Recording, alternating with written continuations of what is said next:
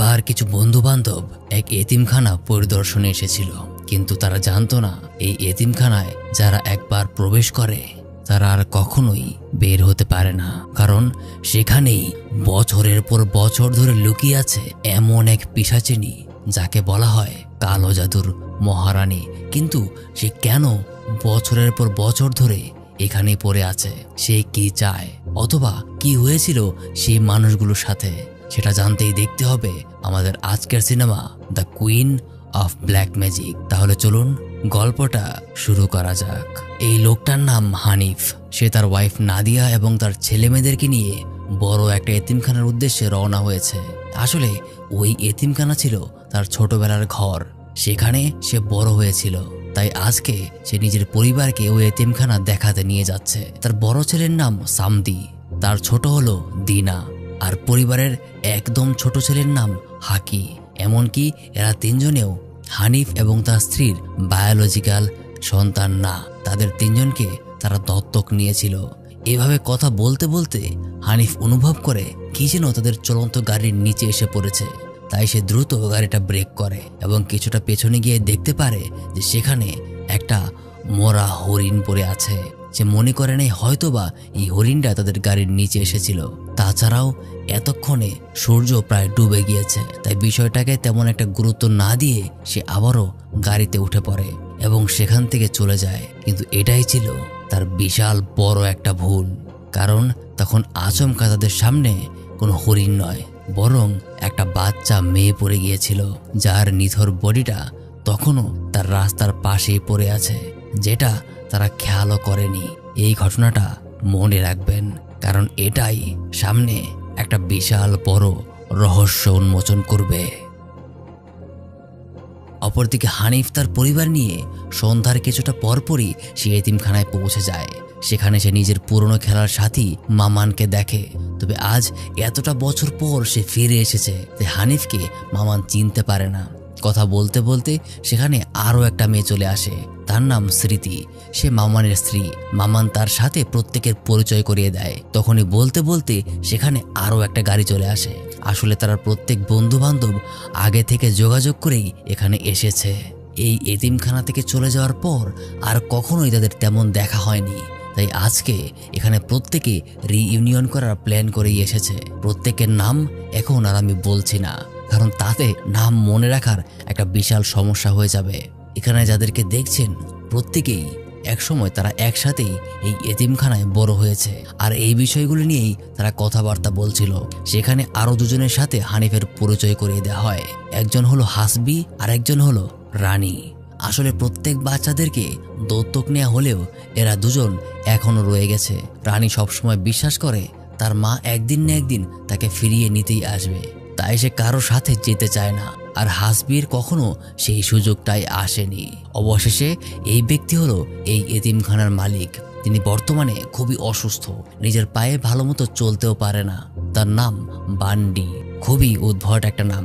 যখনই সেখানে হানিফ তার স্ত্রী নাদিয়ার সাথে তার পরিচয় করিয়ে দেয়, সে কেমন যেন তাকে দেখে ভেতরে ভেতরে কিছুটা অস্থির হয়ে পড়ে। আসলে এতিমখানার প্রত্যেকটা বাচ্চা একটা ট্যুরে গিয়েছে, তাই এখানে তারা পুরো এতিমখানাটাকে খালি পেয়েছে। কিন্তু আজ রাতেই তাদের ফিরে আসার কথা। যাই হোক, রাতের বেলায় হাসবি এবং রানী হানিফের 3 ছেলে মেয়েকে নিয়ে থাকার জন্য জায়গা দেখিয়ে দিচ্ছে। কিন্তু সেখানে যাওয়ার সময় দিনা লক্ষ্য করে সামনেই একটা রুম বন্ধ হয়ে আছে। সে জিজ্ঞাসা করে, ওখানে কি তোমরা থাকো? কিন্তু হাসবি তাকে জানায় এই রুমটা নাকি 20 বছর ধরে বন্ধ হয়ে আছে, কেউ ওটা খুলেও দেখার চেষ্টা করে না। এতটুকু বলেই তাদেরকে নিজের রুমটা দেখিয়ে দেয়। কিন্তু কোনো ফাঁকে যেন তাদের ছোট ভাইটা অর্থাৎ হাকি ওই রুমটার সামনে যায়। ঠিক তখনই সেখানে রানী তাকে জিজ্ঞাসা করে সে এখানে কি করছে। হাকি যেহেতু মনের মধ্যে একটা কৌতূহল নিয়ে এসেছে, তাই তাকে সে জিজ্ঞাসা করে এই রুমটা বন্ধ কেন। তখন রানী তাকে সবকিছু বলতে শুরু করে। আজ থেকে 20 বছর আগে নাকি একটা মহিলা যার নাম ছিল মীরা, সে এখানে কাজ করত। একদিন সে নিজের মেয়েকে নিয়ে জঙ্গলে ঘুরতে বেরিয়েছিল, কিন্তু সেখান থেকে ফিরে এসেছিল সে একা। আর আসার পর সে পাগলের মতো হয়ে গিয়েছিল। সে বলেছিল তার মেয়েকে নাকি একটা রাক্ষস খেয়ে ফেলেছে। তার কথায় বিশ্বাস করে তখন এতিমখানার প্রত্যেকেই তার মেয়েকে খুঁজতে ওই জঙ্গলে যায়। কিন্তু অনেক খোঁজার পরও তার মেয়েকে আর খুঁজে পাওয়া যায়নি। আর এতে করে মীরা একদম পাগলের মতো হয়ে গিয়েছিল, যার কারণে তাকে সামলাতে না পেরে তাকে এই রুমেই বন্দি করে ফেলা হয়। কিন্তু কিছুক্ষণ পর সে শান্ত হয়। তখন দরজা খোলা মাত্রই তার মৃতদেহ পাওয়া যায়, কারণ সে এতটাই পাগল হয়ে গিয়েছিল যে ফ্লোরে নিজের মাথা ঠুকতে ঠুকতেই তার জীবন শেষ হয়ে গিয়েছিল। এভাবে রানী হাকিকে একটু ভয় দেখানোর চেষ্টা করে সেই মহিলার আত্মা নাকি এখনো এই রুমের ভেতরে ঘুরে বেড়ায়। এজন্যই এই রুমের দরজাটা কখনো খোলা হয়নি, তার মেয়েকেও নাকি কখনো খুঁজে পাওয়া যায়নি। এগুলো শুনে ছোট্ট হাকিম অনেক ভয় পেয়ে যায়। সেই রাতেই আড্ডা দিতে দিতে তারা প্রত্যেকেই তাদের পুরনো অ্যালবাম খুঁজে বের করে, যেখানে তাদের সকল পুরনো ছবিগুলো ছিল। কিন্তু একটা অ্যালবাম খোলার পর সবাই দেখে এখানে একটা ছবিও নেই। কিন্তু এমনটা হবার কথা ছিল না। অনেক খোঁজাখুঁজির পরে সেখান থেকে শুধুমাত্র একটা ছবি বের হয়ে আসে, যেটা ছিল সেই ঘটনা, অর্থাৎ মীরা এবং তার মেয়ের ছবি। তবে কেমন যেন হানিফ নিজের সহ প্রত্যেকেই এটা দেখে কিছুটা আতঙ্কিত হয়ে ওঠে। এখানে মীরার নামটা শুনতে পেয়ে হাকি তার সম্পর্কে জিজ্ঞাসা করে, তবে সেখানে কেউই তাকে স্পষ্টভাবে কিছু বলতে চাইছে না। অর্থাৎ এখানে অবশ্যই কিছু না কিছু রহস্য লুকিয়ে আছে। তবে কোনো রকমে বিষয়টা আপাতত চাপা দিয়ে দেওয়া হয়। হানিফ নিজের গাড়ি থেকে কিছু জিনিসপত্র বের করে বাইরে নিয়ে আসে। তার সাথে তার ছোটবেলার দুই বন্ধু, একজনের নাম জেফার, আরেকজনের নাম সামাদ। তারা তিনজন তাদের বান্ডি আঙ্কেলের জন্য খুবই কষ্ট পাচ্ছে, কারণ সে ছিল বলেই তারা এই এতিমখানায় বড় হতে পেরেছে। আজকে তার এই অবস্থা খুবই দুঃখজনক। এটা বলতে বলতেই হানিফ যখন তাদের গাড়ির সামনের অংশে আসে, তখন সেখানে রক্তের দাগ দেখতে পায়। ওখানে একটা কাপড়ের টুকরো আর কিছু চুলের অংশও সে খুঁজে পায়। এটা দেখেই সে বুঝে যায় তখন তার গাড়ির সামনে কোনো হরিণ নয়, হয়তো কোনো মানুষের অ্যাক্সিডেন্ট হয়েছিল। তাই সাথে সাথেই তার বন্ধু জেফারকে নিয়ে সে ওইদিকে যেতে শুরু করে। তার বন্ধুটা কিছু বুঝে উঠতে পারছে না, তবে রাস্তায় যেতে যেতে তার বন্ধুকে সে সবকিছু খুলে বলে। ওখানে পৌঁছানোর পর রীতিমতো সেই হরিণটাকে সে এখনো পড়ে থাকতে দেখে। কিন্তু রাস্তার ঠিক পাশেই জেফার খুঁজে পায় একটা বাচ্চা মেয়ের বডি। হানিফ নিজেও বিষয়টাতে খুবই ভয় পেয়ে যায়। চেক করলে বোঝা যায় বাচ্চা মেয়েটা আর বেঁচে নেই। তখনই কি যেন মনে করে হানিফ তার ফোনের ফ্ল্যাশ লাইট অন করে সামনের দিকে আগায়, কারণ এখানে হঠাৎ করেই তো একটা বাচ্চা মেয়ে চলে আসতে পারে না। তার সন্দেহ সঠিক, এখানে একটা বাস পড়ে আছে। একটু সামনে এগোতেই বাসের ভেতরে ঢুকে সে যা দেখতে পায় এটা সে কখনো কল্পনাও করেনি। আসলে বাসের সবগুলো বাচ্চা এক দুর্ঘটনায় মারা গিয়েছে। এমনকি তাদের চেহারা এত বিভৎস আকার ধারণ করেছে যেটা হানিফ কেন তার বন্ধু জেফারও সহ্য করতে পারেনি। দুজনেই সাথে সাথে বাসের বাইরে চলে আসে। তারা পুলিশকে কল করতে যাবে, কিন্তু তখনই দেখা যায় তাদের ফোনের নেটওয়ার্ক নেই। এমনকি এখান থেকে পুলিশ স্টেশনের রাস্তা প্রায় 2 ঘন্টার মতো। তাই জেফার তাকে বুদ্ধি দেয় এতিমখানায় ফিরে যাওয়ার জন্য। ওখানে গিয়ে ল্যান্ডলাইন দিয়ে ফোন করা যাবে। অপরদিকে নাদিয়া যখনই ল্যান্ডলাইন ব্যবহার করে হানিফকে কল করতে যায়, তখনই জানা যায় বিল পরিশোধ না করার কারণে তাদের লাইনটা কেটে দেওয়া হয়েছে, অর্থাৎ তারা কল করতে পারবে না। তার পরের সময়টাতে ওখানে খাওয়া দাওয়া করার সময় হাকি রানীকে বলে যে সে নাকি গল্পের মীরাকে দেখেছে, যেটা শুনে সে অবাক হয় এবং তাকে বলে তুমি যদি চাও আমি তোমাকে ভিডিও দেখাতে পারি। যেটা শুনে হাকি আরো বেশি কৌতূহলী হয়ে যায়। এখানকার সমস্ত কাজ মামান এবং স্মৃতি দুজনে মিলে করছে। সেখানে হাকি পানি খাওয়ার জন্য গিয়ে স্মৃতিকে জিজ্ঞাসা করে যে তার মুখে কি হয়েছিল। তখন সে জানায় অনেক আগে নাকি গরম পানি নিয়ে যাওয়ার সময় সে পড়ে গিয়েছিল, তাই তার মুখের এই অবস্থা। কিন্তু তাদের কথাবার্তায় বোঝা যাচ্ছে হয়তোবা এখানে আরো কিছু রহস্য লুকিয়ে আছে। দেখতে থাকুন, সামনেই জানতে পারবেন। তারপর হাকিকে নিয়ে রানী ওই ভিডিওটা দেখতে টিভির রুমে চলে যায়। ওখানে খুবই পুরনো একটা ভিসিআর ছিল, যেটা লাগানোর পরই ভিডিও শুরু হয়। সেখানে এতিমখানার বাচ্চাদেরকে দেখা যায়, আর অবশেষে সেখানে মীরা চলে আসে। তাকে দেখে খুবই অদ্ভুত মনে হচ্ছিল, কারণ সে বড়ই অদ্ভুত ভঙ্গিতে সেখান দিয়ে হেঁটে আসছিল। তবে কিছুক্ষণ পর যখনই অস্বাভাবিক কিছু ঘটতে যাবে, তখনই রানী সেটাকে অফ করে দেয়। অপরদিকে হানিফ আর তার বন্ধু সেই বিভৎস ঘটনা দেখে সবেমাত্র এতিমখানায় ফিরেছে। তাদের আরেক বন্ধু সামাদ জিজ্ঞাসা করে তারা কোথায় গিয়েছিল, কিন্তু তাকে সবকিছু খুলে বলার আগেই যখনই হানিফ তার গাড়ির পেছনে তাকায় তখনই সে দেখতে পায় সেখানে ওই বাচ্চাটার মৃত ডেড বডিটা পড়ে আছে, যেটা দেখে সে খুবই ভয় পেয়ে যায়। কারণ তারা তাকে এখানে তোলেনি, তাহলে সে এখানে কিভাবে আসলো? এই বিষয়টা নিয়ে সমস্ত কথা তারা সামাদকে জানায়। এখন তাদের মধ্যে কোনো এক সময় বিষয়টা নিয়ে অনেক কথা কাটাকাটি হয়, যার কারণে সামাদ তাদেরকে এখানে থাকতে বলে নিজে ওই জায়গাটার উদ্দেশ্যে রওনা হয়। প্রথমে এসে সে যাচাই করবে, তারপর ওখান থেকে সোজা পুলিশ স্টেশনে যাবে। আসলে তাদের প্রত্যেকের মধ্যে সামাদ সব থেকে বেশি সাহসী, কিন্তু দেখে বোঝাই যাচ্ছে তার আসলে কাজটা করা একদমই উচিত হয়নি। সে তাদের সাথে জেদ ধরে জায়গাটা দেখতে এসেছে, কিন্তু যাওয়ার পর সত্যি সত্যি সে দেখতে পায় এখানে একটা বাসের অ্যাক্সিডেন্ট হয়েছে। সে বাসের ভেতরে ঢুকে পড়ে, আর ঢুকতেই সে দেখে অদ্ভুতভাবে প্রত্যেকটা বাচ্চা দাঁড়িয়ে আছে। এবং এটা দেখে যখনই সে বাস থেকে নামতে যাবে তখনই দেখা যায় বাসের দরজাটা অটোমেটিক আটকে গিয়েছে। সে বাসের ভেতর থেকে চিৎকার করতে শুরু করে, আর তখনই হঠাৎ বাসের বাইরে সে একটা মহিলার কালো ছায়া দেখতে পায়, যে ওখানেই তার জন্য অপেক্ষা করছিল। সে যখনই দরজা থেকে পেছনে ঘুরে আসে তখনই তার পায়ের নিচে একটা অদ্ভুত ডিমের মতো কিছু একটা ফেটে যায়, আর সেখান থেকে বের হয়ে আসে অজস্র পোকামাকড়। সেই সাথে তার সামনে দাঁড়িয়ে থাকা বিভৎস চেহারাগুলো দেখে সে আরো ভয় পেয়ে যায়। এমনকি সে ডিমগুলো থেকে বের হওয়া প্রত্যেকটা পোকামাকড় তাকে জড়িয়ে ধরতে শুরু করে। তার শরীরের প্রত্যেকটা ছিদ্র দিয়ে সেগুলো ঢুকে যেতে শুরু করে, আর এখানে খুবই যন্ত্রণা আর কষ্টের মাধ্যমে তাকে দেখতে হয় নিজের মৃত্যু। যারা নিয়মিত এই ব্ল্যাক ম্যাজিকের সিনেমাগুলো দেখেন তারা অবশ্যই জানেন যে এই ডিমের অর্থটা আসলে কি। এমনকি হঠাৎ ঘটে যাওয়া ঘটনার পর থেকে ওই এতিমখানাতেও কিছু অদ্ভুত বিষয় লক্ষ্য করা যায়। দেখতে থাকুন, আস্তে আস্তে ঘটনাটা খারাপের দিকে যেতে চলেছে। ভেতরে হানিফ আর নাদিয়া যখন কথা বলছিল তখনই তাদের পেছনে হঠাৎ একটা মুরগি এসে পড়ে, যেটা সবেমাত্র কাটা হয়েছে।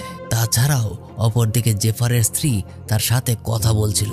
তার নাকি মনে হচ্ছে যে তার ওজন অনেক বেড়ে গিয়েছে, কিন্তু জেফার তাকে বারবার বোঝানোর চেষ্টা করে যে এটা তার ভুল ধারণা, যার কারণে তার স্ত্রী রেগে রুমের বাইরে চলে যায়। সে নিজের হাতে একটা চাকু নিয়ে ফল কাটছিল, এবং যখনই সে আয়নার সামনে যায় তখনই তার মনে হতে শুরু করে সে যেন আরো বেশি মোটা হয়ে গেছে।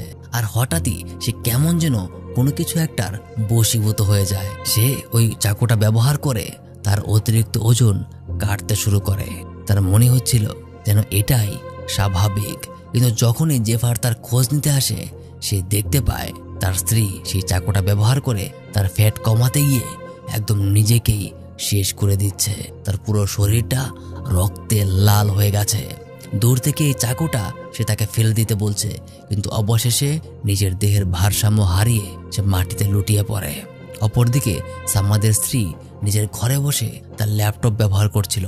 সে তো জানেও না যে তার হাজবেন্ড আর নেই।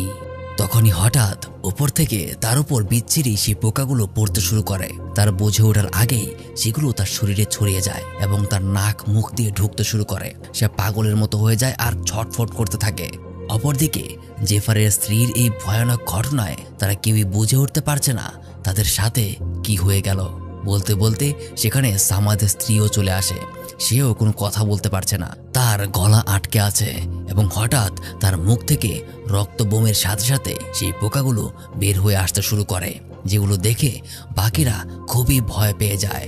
এক সময় তার শরীরের চামড়ার ভেতরে সেই পোকাগুলো নড়াচড়া করতে দেখা যায়, যেটা সহ্য করতে না পেরে সে নিজেই নিজের হাত চিরে সেই পোকাগুলো বের করতে শুরু করে, যেটা সত্যি খুব ভয়ানক ছিল। এই ঘটনায় দুজনকে নিয়ে তারা দ্রুত হাসপাতালের উদ্দেশ্যে রওনা হয়, কিন্তু এই তাড়াহুড়োয় আর এরকম বিভৎস ঘটনায় হানিফ নিজের ছেলেমেয়েদের কথা একদমই ভুলে যায়। সে তাদেরকে সাথে নিতে পারেনি। তার আপাতত এই এতিমখানায় রয়ে গেছে। সেখানে দিনা হাসবির সাথে পোল গেম খেলছিল, কিন্তু হঠাৎ তখন কেন যেন হাসবি অদ্ভুত আচরণ করতে শুরু করে। ওখানে একটা ইঁদুর ছিল বলে সে ডিরেক্ট একটা বন্দুক বের করে নিয়ে আসে, এমনকি সাথে সাথে সেখানে লাইট অফ হয়ে যায়, যেটা দিনাকে অস্বস্তির মধ্যে ফেলে দেয়। যার কারণে এই বিষয়টা নিয়ে তাকে প্রশ্ন করলে হাসমি তাকে গালি দিয়ে কথা বলতে শুরু করে, যেটা সত্যি খুবই অদ্ভুত ছিল। যার কারণে দিনা সেখান থেকে তাকে রাগ দেখিয়ে চলে যায়। অপরদিকে এরা প্রত্যেকেই হাসপাতালের উদ্দেশ্যে রওনা দিয়েছে, কিন্তু রাস্তা দিয়ে যাবার সময় তারা লক্ষ্য করে ঘুরে ফিরে তারা একই জায়গায় ফিরে আসছে। তারা যে রাস্তা 10 মিনিট আগে অতিক্রম করলো, 10 মিনিট পরও তারা ঠিক একই রাস্তাতে চলে এসেছে। কিন্তু এমনটা হওয়ার কথা ছিল না। তারা তো রাস্তাটা চেনে, অর্থাৎ তারা এখন একটা লুপের মধ্যে ফেসে গিয়েছে। হানিফ তার বন্ধু জেফারকে বলতে শুরু করে আবারও নাকি সেই একই ঘটনার পুনরাবৃত্তি হচ্ছে। তখন হানিফের স্ত্রী ঘটনা সম্পর্কে জানতে চাইলে এখানেই সত্য ঘটনাটা বের হয়ে আসে, যেটা হলো মীরাকে ঘিরে। আজ থেকে প্রায় 25 বছর আগের কথা, যখন এতিমখানায় একবার আগুন লেগেছিল। সেই ঘটনায় 3টা শিশু মারা যায়, কিন্তু আসলে সেটা কোনো দুর্ঘটনা ছিল না। মূলত মীরা ছিল একটা কালো জাদু চর্চাকারী মহিলা। তার মেয়ে যখন রহস্যজনকভাবে নিখোঁজ হয়ে যায়, তখন সে কালো জাদুর মাধ্যমে তার মেয়েকে ফিরিয়ে আনতে চেয়েছিল। আর এটা করার জন্য তাকে সেখানে 3টা শিশুর বলি দিতে হতো, আর সে তেমনটাই করেছিল। যার কারণে তাকে পর্যাপ্ত শাস্তিও দেওয়া হয়েছিল, কিন্তু তার মানসিক ভারসাম্য নষ্ট থাকার কারণে তাকে তেমন একটা শাস্তি দেওয়া যায়নি। সে আবারও এতিমখানায় ফিরে এসেছিল। ওই সময়টাতে তাকে ভয় পেয়ে হানিফ আর তার 2 বন্ধু অনেকবার সেখান থেকে পালিয়ে যাওয়ার চেষ্টা করেছিল, কিন্তু বারবার তারা লক্ষ্য করেছিল তারা যতবারই এতিমখানার বাইরে দৌড়ে পালিয়ে যেত, ততবারই ঘুরে ফিরে তারা এতিমখানার সামনেই চলে আসতো। অর্থাৎ ওই সময়টাতেও তারা একটা লুপের মধ্যে ফেসে গিয়েছিল, যেটা তৈরি হয়েছিল সম্পূর্ণ কালো জাদুর কারণে। যার কারণে সেখান থেকে পালিয়ে যাওয়ার জন্য তারা প্রত্যেকে মিলে মীরাকে একটা বন্ধ রুমে আটকে দিয়েছিল। সেখানে যেন সে কালো জাদু করতে না পারে এমন ব্যবস্থাও তারা করেছিল। কিন্তু সেই রুমের মধ্যে আটকে ফেলার কারণে মীরা নিজের মাথা দিয়ে বারবার দরজায় আঘাত করতে শুরু করে, আর ওই কারণেই একসময় সেখানে তার মৃত্যু হয়। তারা যখন দরজা খুলে তাকে মৃত খুঁজে পায়, তখন পুলিশের ঝামেলা এড়ানোর জন্য মিস্টার বান্ডি এবং তারা প্রত্যেকে মিলে মীরার ডেড বডিটাকে ওই রুমের মধ্যেই গর্ত করে একদম উপরে কনক্রিট দিয়ে ঢালাই করে দেয়। আর তারপর থেকেই সবকিছু ঠিক হয়ে গিয়েছিল। কিন্তু এখন আবার কেন এগুলো শুরু হলো তারা কেউই বুঝে উঠতে পারছে না। তারা এখানে এভাবেই লুপের মধ্যে ঘুরছে। আর অপরদিকে সেই এতিমখানায় হাকি লুকিয়ে লুকিয়ে অনুমতি ছাড়াই সেই ভিডিওটাকে ওপেন করে। সে জানতে চায় আসলে মীরার সাথে কি হয়েছিল। সে ভিডিওটা প্লে করছে ঠিক আছে, কিন্তু তবুও যেন তার মাঝে একটা ভয় কাজ করছে। এভাবে ভিডিও রহস্যজনকভাবে চলতে চলতে কোনো এক সময় দেখা যায় টিভিটা বন্ধ হয়ে যায়, আর বাস্তবেই হাকি মীরাকে এক বিভৎস চেহারায় তার সামনে দেখতে পায়। সে ভয়ে পালিয়ে যায় আর হাসবিকে খুঁজতে শুরু করে, কিন্তু হাসবির কাছে পৌঁছানোর পর দেখা যায় হাসবি খুবই অস্বাভাবিকভাবে মাটিতে লুটিয়ে পড়ে আছে। সে নিজেই নিজের মুখের মধ্যে স্ট্যাপলার মেশিন দিয়ে নিজের মুখটা বন্ধ করে ফেলেছে, আর তার হাতে যে বন্দুকটা ছিল সেটা দিয়ে সে হাকির উপর 2টো ফায়ার করে। হাকি যন্ত্রণায় ছটফট করতে শুরু করে, কিন্তু সে নিজেকে আটকাতে পারে না। কেমন যেন সে নিজের প্রতি নিয়ন্ত্রণহীন হয়ে পড়েছে। অপরদিকে বাকিরা ওই লুপের মধ্যে আটকে যাওয়ার কারণে কোনোভাবেই হাসপাতালে আর পৌঁছাতে পারছিল না। তাই আবারও তারা এতিমখানায় ফিরে আসে। ভেতরে যাওয়ার পর তারা তাদের 2 ছেলে মেয়েকে খুঁজে পেলেও তাদের ছোট্ট ছেলেটাকে অর্থাৎ হাকিকে আর খুঁজে পায় না। তারা প্রত্যেকেই তাকে খুঁজতে শুরু করে, কিন্তু কোথাও তাকে খুঁজে পাওয়া যাচ্ছে না। এমনকি মামান যখন এতিমখানার বাচ্চাদের ট্যুর থেকে ফিরে আসার কথা বলে, তখন হানিফ তাকে জানায় তারা নাকি আর কখনোই ফিরে আসবে না, কারণ অ্যাক্সিডেন্টে নাকি তাদের প্রত্যেকের মৃত্যু হয়ে গেছে। সে নিজের চোখে এটা দেখে এসেছে। যাই হোক, এই বিষয়টাতে তারা শোকাহত হলেও আগে হাকিকে খোঁজা দরকার। আবার ওদিকে বাইরে জেফার লিনাকে গাড়িতে খুঁজে না পেয়ে সামনে এগোতেই যায়। লিনা অর্থাৎ তার স্ত্রী এই আহত অবস্থায় কিভাবে যেন গাড়ি থেকে বাইরে বের হয়ে মাঠের মাঝে গর্ত করে পোকামাকড় খাচ্ছে। যখন তাকে ডাক দেওয়ার পর তার হুঁশ ফিরে আসে, সে কাঁদতে কাঁদতে বলে, কি হয়েছে আমার কি হয়েছে? আর এই বলতে বলতে সে আবারও নিজের জ্ঞান হারায়। জেফার তার স্ত্রীকে নিয়ে আবারও ভেতরে চলে আসে। সে চিৎকার করে তার স্ত্রীকে হাসপাতালে নিয়ে যাওয়ার কথা বলে, কিন্তু তারা কিভাবে কি করবে কিচ্ছু তারা বুঝে উঠতে পারছিল না। কারণ যতবারই তারা এখান থেকে বাইরে পালানোর চেষ্টা করে ততবারই তারা লুপের মধ্যে ফেসে যায়, অর্থাৎ তাদের হাতে এখন কিচ্ছু করার নেই। অপরদিকে নাদিয়া হাকিকে খুঁজতে খুঁজতে মিস্টার বান্ডির রুমে চলে যায়। হয়তোবা হাকি তার খাটের তলায় লুকিয়ে আছে, এই ভেবে সে খাটের তলায় তাকে খুঁজতে যায়। কিন্তু সেখানে অদ্ভুতভাবে একটা টাইলসের নিচে নাদিয়া ছোট্ট সিন্দুক জাতীয় একটা জিনিস খুঁজে পায়। সে কৌতূহলবশত ওটাকে বের করার পর দেখতে পায় ওটার মাঝে কিছু ছবি আছে, আর অবশ্যই এটা কোনো স্বাভাবিক ছবি না, যেটা তার চেহারা দেখেই বুঝতে পারা যাচ্ছে। এই পিকচারগুলো নিয়ে সে চলে যায় বাকিদের কাছে। আসলে মিস্টার বান্ডি কোনো ভালো লোক ছিল না। সে তার এতিমখানার ছোট ছোট মেয়েদেরকে অ্যাবিউজ করত, তাদের খারাপ খারাপ অঙ্গভঙ্গিতে ছবি তুলে নিজের কাছে রেখে দিত। এমনকি সে মাঝে মাঝে তাদেরকে যৌন নিপীড়ন করত। সে সবকিছু এই ছবিগুলোর মাঝেই পরিষ্কার হয়ে ওঠে। আর এই সবকিছুর কোনোটাই এখানকার কেউই জানতো না, শুধু জানতো মিস মীরা। আর মূলত ওই মেয়েদেরকে নিয়ে সে কোনো কালো জাদু করতো না, বরং সে মেয়েগুলোকে মিস্টার বান্ডির কাছ থেকে বাঁচানোর জন্য সবসময় চেষ্টা করে এসেছিল। যার কারণে মিস্টার বান্ডি এমন একটা মাস্টার প্ল্যান করেছিল যেখানে বাচ্চারা মনে করত মিস মীরা একজন ভয়ানক মানুষ আর সে প্রত্যেকের ক্ষতি করতে চায়। আর এই সমস্ত কথা এতক্ষণ স্মৃতি বলছিল। তাদের মনে প্রশ্ন, এটা সে কিভাবে জানলো? তখন সে জানায় একমাত্র সে এবং মামান দেখেছিল সেই সম্পূর্ণ ঘটনা, যেখানে তাকে ওইরকমভাবে ফাঁসিয়ে ওই রুমের মাঝে মাটি চাপা দেওয়া হয়েছিল। অর্থাৎ তারা বুঝতে পারলো যে তার মনে এখনো প্রতিশোধের আগুন জ্বলছে। কিন্তু মিস মীরা তো এখন আর বেঁচে নেই, তাহলে এখনো এসব ঘটনা কার অধীনে হচ্ছে? এটাই তাদের মনে প্রশ্ন থেকে যায়। বলতে বলতেই সেখানে একটা বাচ্চা মেয়ে রক্তাক্ত অবস্থায় হামাগুড়ি দিয়ে সাহায্য চাইতে চলে আসে। আর দেখা যায় এটা হলো সেই মেয়ে যাকে হানিফ ভুলবশত গাড়ি চাপা দিয়েছিল। মনে আছে সেখান থেকে ফেরত আসার পর হানিফ এটা থেকে ভয় পেয়েছিল যে মেয়েটা তার গাড়ির ডিকিতে কি করছে। আসলে মেয়েটা ওই ঘটনায় শুধুমাত্র আহত হয়েছিল, আর সেখানে ভয়ের কারণে তাড়াহুড়োয় তারা মনে করেছিল যে মেয়েটা আর বেঁচে নেই। তারা যখন ওই বাসটা দেখতে গিয়েছিল তখনই মেয়েটা তাদের গাড়িতে উঠে পড়ে। আর যখন তার জ্ঞান ফিরে আসে তখন সে বাইরে থেকে ভেতরে চলে এসেছে। তাকে জিজ্ঞাসা করা হয় ওই বাসের একটা বাচ্চাও জীবিত নেই, তাহলে সে কিভাবে বেঁচে রইল? আর এখানেই সম্পূর্ণ ঘটনা পরিষ্কার হতে শুরু করে।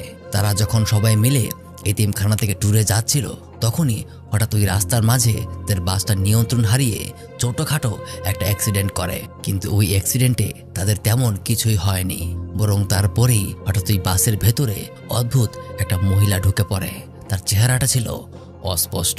সে কিছু একটা মন্ত্র পড়ার সাথে সাথেই সবগুলো বাচ্চা নিজেদেরকে শেষ করে দিতে শুরু করে।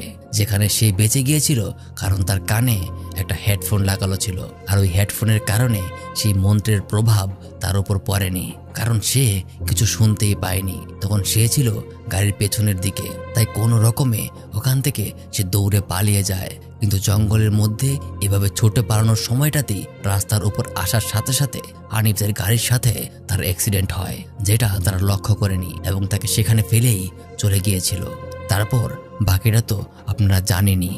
এই ঘটনা শোনার পর হানিফ এতটাই রেগে যায় সে সরাসরি গিয়ে মিস্টার বান্ডির গলা চেপে ধরে। তাকে বলতেই হবে সে এমনটা কেন করেছিল। তবে তখনই তার স্ত্রী এসে তাকে থামায়, কারণ এখন এসব করে কোনো লাভ নেই, যা ঘটার তা ঘটে গিয়েছে। এমনকি সেখানে তারা আরও একটা ছবি খুঁজে পায় যেখানে জানা যায় মীরার মেয়ের সম্পর্কে। তার মেয়ের নাম ছিল মুরনি, অর্থাৎ সন্দেহ এখন এরকম হয়তো মীরার মেয়ে এসব করছে। তারপরেই তারা হাকিকে খুঁজে পায়। হাকির অবস্থা খুব খারাপ, তাকে হাসপাতালে নিয়ে যেতেই হবে। তাই কোনো কিছু না ভেবে আরও একবার তারা বাইরে বের হয়ে যায়। কিন্তু সেখানে নিকিতা খুবই উদ্ভট আচরণ করছে। মনে আছে তার মাঝে কিছু বিষাক্ত পোকা ঢুকে গিয়েছিল। তার হাজবেন্ড অনেক আগেই এক কালো জাদুর প্রভাবে শেষ হয়ে গিয়েছে, সেটা কেউই এখনো জানে না। সেখানে এসে সে গাড়ির উপরে উঠে নিজের মাথা দিয়ে গাড়ির গ্লাসে আঘাত করতে শুরু করে। অর্থাৎ বোঝা যাচ্ছে এখান থেকে তাদেরকে বাইরে যেতে দেওয়া হবে না। এই সকল কিছু দেখে হানিফ চিৎকার করে মুরনিকে উদ্দেশ্য করে বলতে শুরু করে যে সে কি চায়, কেন তাদের সাথে সে এরকমটা করছে। তখনই সেখানে মুরনি নিজেই চলে আসে। সে কোনো কথা বলছে না, বরং তাদের সামনে এগোতে এগোতে একসময় হানিফের উপর কালো জাদু করতে শুরু করে। হানিফের দম আটকে যেতে শুরু করে, যার কারণে পেছন থেকে যখনই নাদিয়া তার উপর আক্রমণ করবে তখনই তার কালো জাদুর প্রভাবে রানী তাকে আঘাত করে। যখন নাদিয়ার জ্ঞান ফিরে আসে তখন সে নিজেকে একটা বন্ধ রুমে খুঁজে পায়। সে যখন সামনের একটা রুম দিয়ে চিৎকার করে সকলকে ডাকছে তখন অপরদিকে একটা রুমের মধ্যে কালো জাদুর ইভেন্ট শুরু হয়। সেখানে প্রত্যেকেই রুমের একটা কোনায় বসে আছে আর এক একজনের সাথে এক একজনের বিভৎস ঘটনা ঘটতে শুরু করে। একজনের শরীর পুরো অদ্ভুতভাবে ছিদ্র ছিদ্র হয়ে যায়, তো অপরজনের হাতের হাড়গোড় ভেঙে সব গুলিয়ে যেতে শুরু করে। এইসব দেখে নাদিয়া প্রায় পাগলের মতো করতে শুরু করে। অপর রুমে ওকে দিতেই সে দেখতে পায় এই অনাথ আশ্রমের যারা জীবিত ছিল তাদের একসাথে বসিয়ে তাদের ওপর গরম পানি ঢেলে দেওয়া হচ্ছে। আবার অপরদিকে নাদিয়া অন্য এক রুমে নিজের সন্তানদেরকে এক ভয়ানক অবস্থায় যন্ত্রণা পেতে দেখে। এগুলো দেখে তার সহ্য হচ্ছিল না, সে চিৎকার করে রুমের অন্য পাশে চলে যায়। তখন সে দেখতে পায় সামনে মিস্টার বান্ডিকে একটা চেয়ারের সাথে বেঁধে রাখা হয়েছে, সেখানে হানিফ নিজেও ছিল। আসলে সবকিছুই হচ্ছে এক প্রতিশোধের কারণে। মুরনির মাকে যেভাবে বিনা অপরাধে ষড়যন্ত্র করে মেরে ফেলা হয়েছিল তাদের সাথে সে তাই করবে। সে তার মায়ের মৃত্যুর প্রতিশোধ নিতে চায়। কিন্তু তখনই নাদিয়া তাকে জিজ্ঞাসা করে ওই বাচ্চাগুলি কি করেছে, কেন সে তাদেরকে মারলো। তখনই সে জানায় এই বাচ্চাগুলোর এখানে থাকার থেকে তারা শান্তিতে পরলোকে গিয়েছে, সেখানেই তারা ভালো আছে। অর্থাৎ এখন সে প্রতিশোধের নেশায় এতটাই মাতাল হয়ে গেছে যে কোনটা সঠিক আর কোনটা ঠিক এটাই সে বুঝে উঠতে পারছে না। এখন সে শুধু মৃত্যু চায়। নাদিয়া বারবার বোঝায় যে এগুলো তারা না জেনে করেছিল, কিন্তু সে কোনো কিছুই মানতে রাজি না। অবশেষে নাদিয়া তার ছেলেমেয়েদের কথা তাকে বলে তারা কি করেছে, তাদেরকে সে কেন এভাবে শাস্তি দিচ্ছে। তখন মুরনি একটাই কথা বলে, তাদের বাবা আমার মাকে মেরেছে, এখন তাদেরকেও মরতে হবে। তবে সে নাদিয়াকে একটা সুযোগ দেয়, নাদিয়া যদি নিজ হাতে তার স্বামীকে শেষ করে দিতে পারে তাহলে সে তাকে আর তার ছেলেমেয়েদেরকে ছেড়ে দেবে। কিন্তু যাই হয়ে যাক সে কখনোই এটা করতে পারবে না। তখনই হঠাৎ পেছন থেকে হাকি মুরনির পেটের মধ্যে এসে ছুরি ঢুকিয়ে দেয়। আর এই সুযোগে কালো জাদুর প্রভাব যখন কমে যায় তখনই নাদিয়া নিজেও তার উপর আক্রমণ করে। এতে করে একসময় মুরনির ঘাড় থেকে মাথাটা আলাদা হয়ে নিচে পড়ে যায় আর তার বডিটাও মাটিতে লুটিয়ে পড়ে। তারা ভেবেছিল যে হয়তোবা এখন সবকিছুই ঠিক হয়ে যাবে, কিন্তু না, কিচ্ছু ঠিক হয়নি, বরং উল্টো মুরনির কালো জাদুর প্রভাব এখন আরো শক্তিশালী হয়ে ওঠে। কিছুক্ষণের মধ্যেই সে আবারও এই অবস্থাতেই নিজের সেন্স ফিরে পায়। সে নিজেই সেই আলাদা হওয়া মাথাটাকে আবারও নিজের ঘাড়ে বসিয়ে নেয়। তবে এক্ষেত্রে সবসময় যে বিষয়টা একটা শক্তিশালী মাধ্যম হয়ে ওঠে সেটা হলো আগুন। তাই নাদিয়া সেখানে জ্বলতে থাকা আগুনের শিখা তার উপর ছুঁড়ে মারে, যার কারণে তার পুরো শরীরে রক্ত থাকার কারণে আগুন আরো ভালো মতো ধরে যায়। সে ওখানে জ্বলে শেষ হয়ে যাচ্ছে। ধীরে ধীরে পুরো রুমে আগুন লেগে যায়। ওখানে সবাই রুম থেকে বের হয়ে গেলেও অবশেষে মিস্টার বান্ডিকে তার কাজের শাস্তি পেতেই হবে। আর সেখানেই মুরনির সাথে সাথে মিস্টার বান্ডি আগুনে পুড়ে শেষ হয়ে যায়। তারপর 2 বছর পার হয়ে যায়। সেই এতিমখানাটাকে একটা বেসরকারি সংস্থার কাছে বিক্রি করে দেওয়া হয়। আর সেই ঘটনায় যারা ওখানে ছিল তারা প্রত্যেকেই সেবার বেঁচে গিয়েছিল, কারণ কালো জাদুর প্রভাব কেটে যাওয়ার সাথে সাথেই তারা যত দ্রুত সম্ভব সেই স্থান ত্যাগ করেছিল। এখন যে যার মতো খুবই ভালো আছে। কিন্তু একদিন নাদিয়া যখন হাকিকে নিয়ে বাড়ির দিকে রওনা হয় তখন কেমন যেন তার মনে হতে শুরু করে সেই ঘটনায় মুরনির গল্প শেষ হয়ে গেলেও তার কালো জাদুর প্রভাব তখনও শেষ হয়নি, কিছু একটা থেকেই গেছে। আর এভাবেই আজকের গল্পটা শেষ হয়ে যায়। আমি মারুফ, দেখা হবে আবার পরবর্তী আর একটা ভিডিওতে।